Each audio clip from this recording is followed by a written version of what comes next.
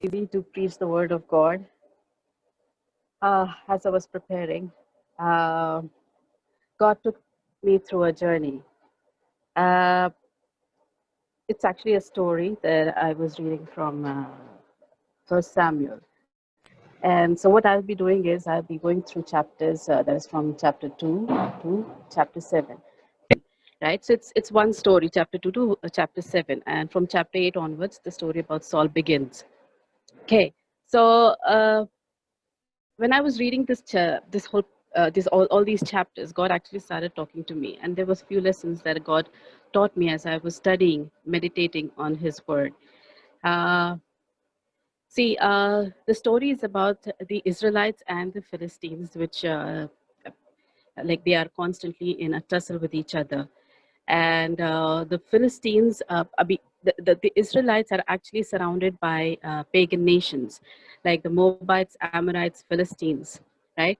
And Philistines were already there from the time of Abraham, but when the Israelites moved to Canaan, their number increased.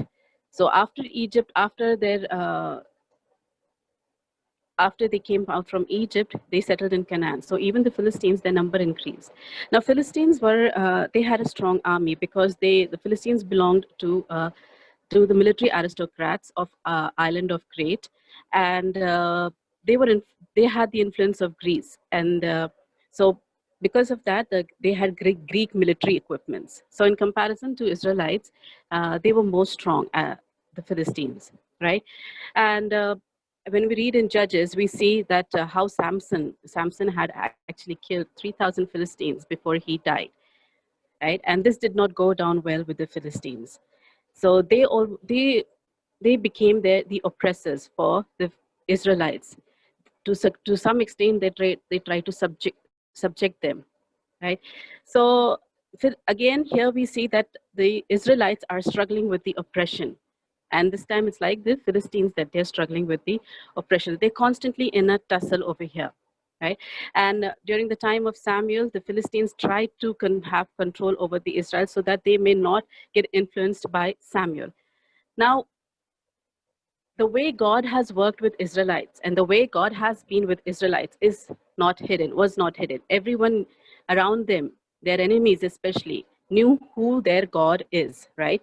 And they knew that Israelites is a strong nation if God is with them or they are with God, right? And if the relationship with God is marred, if they move away from God, they become a weak nation, right? So the Philistines never wanted them to be a strong nation. Somehow they just wanted to oppress them and keep them occupied, right? So when we read First Samuel chapter 2 to 7, we see how this struggle is going on between the Philistines and the Israelites. Okay. Now, what lessons that I have learned is what I'm going to share with you. So I'll take few like chapter wise, like from chapter 2 and 3. First, we'll go through chapter 2 and 3. In chapter 2 and 3, we see that there is Hophni and Phinehas. Now, Hophni and Phinehas are the sons of Eli, and Eli is the high priest at the temple at Shiloh, right? So Hophni and Phinehas, if you read chapter 2, we see an account of their wickedness, right? Now Hophni and Phinehas are they are the priests, but we see how wicked they are. If you read chapter 2, and it is written in chapter 2:17, uh, that they were treating the Lord's offering with contempt, right? What they used to do is whenever the offering was made in the temple, whenever the offering was made in the temple, they would go and select their choicest part, right? Their portions which they wanted, the portions that of their choice. Now, if in Leviticus chapter 7, God has already mentioned the portions for the priests. And if you read verse 34 and 37 in chapter 7, it says that whatever share that is mentioned in that, it is a perpetual share for the priests and for their generations to come, right? A perpetual share would mean that it is like forever. God has already made provision for the ministers, for the priests of God, right? So in that Leviticus, it says that the breast and the right thigh of the animal of being offered as fellowship offering belonged to the priests. Now, Hophni and Phinehas were not at all satisfied with this portion. So they wanted more for themselves. They wanted the best for themselves. So whether it is forcibly done or whether the Israelites give, whatever it is, but they always wanted the portion that they wanted, right? So if you want the choice, your choice, what will you do, right? If you want the portion of your own choice, what will you do? You will first go and select the portion before anyone else selects it, right? So in that way, the offering was first made to Hophni and Phinehas, and after that, the offering was made to God. So in that way, the offering was first taken by these two priests, and then the offering was made to God. Okay. Now then, in chapter 3, we see that it says that in those days the word of God was rare, and there were not many visions, right? But in chapter 2 only, towards the end, it says that a man of God came to Eli and prophesied against his house. Okay. Now, if in chapter 3 it says that the word of the Lord was rare and there were not many visions, right? But still, here we see a man who has come here, a man of God who has come here and prophesied against the house of Eli. That means God has spoken to this man, right? And then we see in chapter 3 also, Samuel is listening to a voice. He's hearing a voice. In the beginning, he finds it difficult to discern whose voice is that. But later, gradually, but then Eli helped him to understand that this is the voice of God, right? So it's not that God did not want to speak or that God was not speaking, but it's just that the people were not seeking him and the ministers were not serving him. The hearts of the people had hardened and the priesthood had become corrupt. Okay. So what the lesson is that I have learned over here is that when God is replaced with I, then I becomes enthroned in me. And in such case, the God's voice and the words become rare. So whoever is enthroned in you or whoever you are seeking, its voice will dominate you, right? So that is the reason why they were not able to hear the voice of God. And so the visions were also rare. At the same time, right and wrong changes according to the needs and desires, for they become your identity or part of your identity. Okay, so they were uh, their rights and their wrongs changed according to what they felt like, what was best suited to them, right? And the last part, what I understood from this is that the ministry of serving God and people changes to serving oneself. Okay, so when I is enthroned, when God is replaced and I is enthroned, then we are serving ourselves instead of serving God, instead of serving the people, right? So now let's move ahead. Then we go to chapter 4. Okay, now in chapter 4, we see the first sentence that says that it says, now the Israelites went out to fight against the Philistines. Okay, so what we see here is, if you read the whole chapter of the whole fourth chapter, we see that the Israelites, first of all, the Israelites just went out to fight against the Philistines. The battle was initiated by the Israelites. So just before that, towards the end of the chapter 3, it says that Samuel was attested as a prophet by the Israelites. Okay, and his word never fell on the ground. So all the Israelites considered Samuel as the prophet, but uh, but what we see is that Israelites are not at all seeking the advice of the man of God, that is Samuel. They're not even seeking God's advice. As we see in Judges, that the Israelites did evil in the eyes of God because they had completely forgotten God. Same here we see in Samuel also, they had completely forgotten God. Now they are not seeking God regarding this battle. They're not seeking any advice from God or the man of God. And they straight away run into the battle. Okay. So when I is the center of me, okay, now, okay, when they run into the battle, we see that they even lose the battle. They don't even win the battle, right? So when I is the center of me, then outward forces will try to overpower you. They will try to keep you under subjection, and you'll not be able to see beyond the worldly and human solution or source and means of provision. War was the solution for the Israelites. That is what they have been seeing, right? If in those days, if you wanted to overcome the enemy or overpower a nation, right? So you have to go into a war. So war was the solution, and the army was the provider of their victory. So whoever is enthroned in you will dominate your thinking and your belief system, right? So when I is the center of me, our trust, our trust is in our wisdom, knowledge, and abilities. The worldly solution seems reasonable. Our belief system is based on facts and knowledge, right? So we are completely depending on what man thinks. We are completely depending on what the worldly solution is, right? And that is what the Israelites did. So instead of just surrendering themselves and repenting for whatever they did, all they were doing was looking for the worldly solution and using that and putting all their trust and faith in that. Okay. So what happens is when they reach out into the battle, when we reach out into the battle, the first time they get defeated. When the first time they get defeated, the elders in the battle, the elders who are there, they get little upset. They get very upset, in fact, and they say that why did God did why? And actually, they question the God. What they say is in chapter 4 is, why did the Lord bring defeat on us today before the Philistines? So they are questioning God at the same time they are blaming God. Okay. Now these very same elders have a brilliant idea. So what they are doing is now they are asking the men to go to the temple and bring the Ark of Covenant from the most holy place and bring it to the battlefield. Now the Ark of Covenant was kept in the most holy place where only the high priest could visit only once in a year. Not no one else could enter the holy place in those days, right? But now what they are doing is not even the high priest is going. They are sending men to go and bring the Ark of Covenant to there to the battlefield. Okay. Now what is happening over here is suddenly the Israelites are all messed up because of the defeat. Now they are trying to suddenly build up a belief system. Okay. See, it's good to have elders who have experienced God's power and the miraculous works of God. But it is all the more necessary and important to have elders who have complete trust and faith in God and in his ways, right? So uh, now they are suddenly building up a belief system based on the testimonies, based on their experiences which they had. Like for the Ark of Covenant was with the Israelites when they were crossing the Jordan River.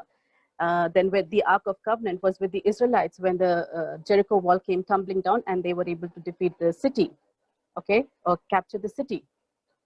So they were completely building up this belief system now. But at the same time, the belief system is being influenced by the pagan belief system. So these pagan nations, what they were doing was, like, whenever they used to go to battle, they had a Dagon god. Now, Dagon god was the chief god, the fertility god. So what they would do is they would take the idols of these Dagon god or the symbols of the Dagon god to their warring camps, right? Because what they believe was that when they are going into the battle, if taking God, their God will fight with the gods of the enemy. In a way, when their God will defeat their God, the gods of their enemies, they will find victory. Okay, so it's like the God is also in the battle and the men are also in the battle. So gods are fighting against the gods and the men are fighting against the men, right?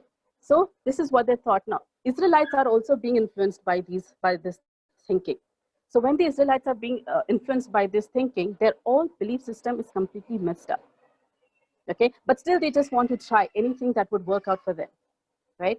So what happens is that when I becomes an idol, God becomes a symbol. Yeah, when I becomes an idol, then God becomes a symbol, right? So when I is the idol, then we are making God to serve us. Okay, as Ellison states that they believe that the presence of God, presence of the Ark of Covenant, would force God to fight the battle for them, and not, and if not for them, then at least for His own honor's sake, He will fight the battle and bring victory. Okay, but they had forgotten that their God is not a Dagon God or an idol. Okay, He is a living God who could not be confined in an object.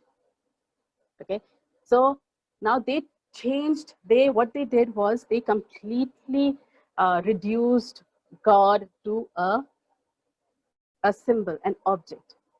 That's how they were treating the Ark of Covenant. Okay? And when God becomes a symbol, then we are confining God in a boundary which is made by our own experiences or testimonies and experiences of the ancestors. Okay? And also by our own knowledge, common sense, and ideas. So we are confining God in our own ideas. We are confining God by our own common sense. We are confining God by the ideas. When God is becoming a symbol, we are confining God within boundaries, right? So what is happening over here is that the Ark of Covenant, which symbolized the presence of God, the power of God, and the ruling presence of God among his people, right? Among his people. So what the Israelites did was they confused the symbol with that which it symbolized. They confused the symbol with that which it symbolized. They treated it like a good luck charm. They are looking at the ark to save them from the enemies. Okay. So as I was reading this part, right, one question struck me, like, what is the difference between belief and trust then? Okay, so belief system, now Israelites is so much confused, right? They just somehow got affected by the whole big this defeat, right? Their belief system is completely messed up, right? So I was just thinking, what is that belief system? What is the belief, right? So belief is usually the product of your mind. It is grounded in facts and experiences. In belief, there is always an expectation of results, whereas trust is something that is the product of your mind and heart, and it is like surrendering of oneself irrespective of what the outcome is. Okay. Now, if we put this in the context of what is happening over here, Israelites made a belief system and they surrendered themselves completely to it, right? Instead of completely surrendering to God or trusting God in everything, right? And what is led to them is defeat and the capture of the ark. So the ark of God is completely now captured by the enemy. Okay, now so let's move to chapter 5 and 7, 5 to 7. So as I was reading chapter 5 to 7, this is the most amazing part. Chapter 5 and 6 is the most beautiful part. It is the, like, I can't imagine God being like that. Okay. Now chapter 5 and 6, we see a battle between gods, right? That's the God, Yahweh, and the God of the enemy. Okay. So what is happening is that Dagon, they take the god of Israelites and they placed it in the temple. The Philistines placed it in the Ashdod. They placed it in the temple, just besides the Dagon god, the statue of the Dagon god. So the next day morning, when they get up, what they see is that their god, the Dagon god, is lying prostrate before the Ark of Covenant. Okay. So now this was an insult for them. This was something that, a very embarrassing situation for them, that how can their God fall before the God of the enemy? So what they do is now they lift the Dagon God up and place it back again. Again, next day morning, what they see is that again this God is completely fell down on straight on before the Ark of Covenant, but this time their head and the arms of that God is fallen on the threshold, broken off completely. Only the body is lying there. Okay, so what I understood from this is over here that see, God did not lose the battle when the Israelites lost the battle. It was the Israelite who lost the battle and not the God, right? Nor did he need any men to fight the battle for him. The enemies could not hold the ark in captivity. Their gods could not stand before it. God fought his way from the enemy's ground back to his place. He chose to be with his people even when they had forgotten him, right? So the enemy could not hold the God back at all, could not hold Yahweh back. Now, not only did their God fall, the God's hand was so heavy upon Ashdod that he brought destruction and inflicted tumor on them, right? So they could not keep the enemy's God in their captivity, right? Now, God did not need any man to help to bring the ark of God. The way God constructed the whole thing, that it reached back to its people. It did not need even a single Israelite man's help to bring the God back. Just imagine how much he loves us, despite of what the Israelites had done, how much he loved them. Still, he came back all the way, right? So now, when we go through chapter 7, we see that the Israelites turned back to God. When the Ark of Covenant is back, right, we see that the Israelites turned back to God. They fasted and they repented. They surrendered before this act of God, God's love, right? They completely surrendered themselves, right? So when Samuel was offering the burnt sacrifice, the Lord thundered, right, on that day. So the Philistines had attacked the Philistines again. They came in to attack the Israelites. Now the Israelites got scared this time because they already faced two defeats and the Ark of Covenant was taken away, right? And this time now they have surrendered themselves to God and they have approached Samuel, right? And Samuel is there interceding for the Israelites, right? So now when Samuel is making that sacrifice, when Samuel is making that sacrifice, suddenly there is a loud thunder that puts the enemy into a panic and throws the Philistines in a panic, and they routed before the Israelites.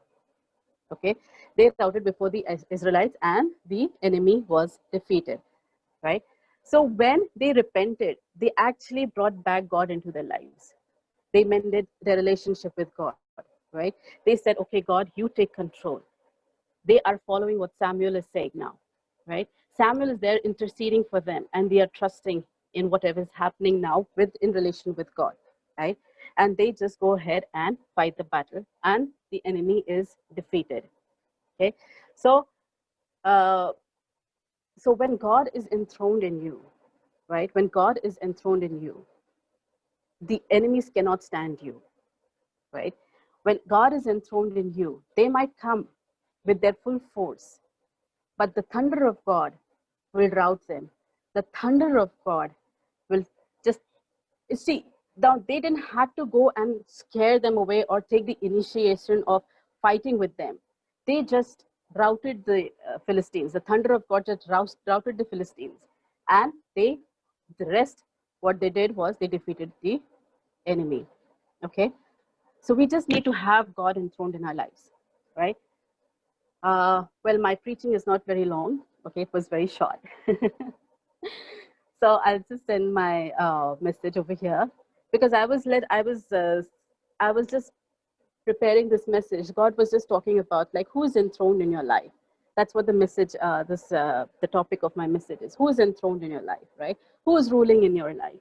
Because in Israelites' life, right, before the victory came, it was they themselves who was ruling in their lives. But now, when God is enthroned in their life, the things have changed, right? The situation has changed. Their faith is restored. Their trust is restored. Okay. So when God was placed with I, the Israelites were led to the destruction, and God's glory had departed. Even before the external enemies could defeat them, they already faced defeat within themselves.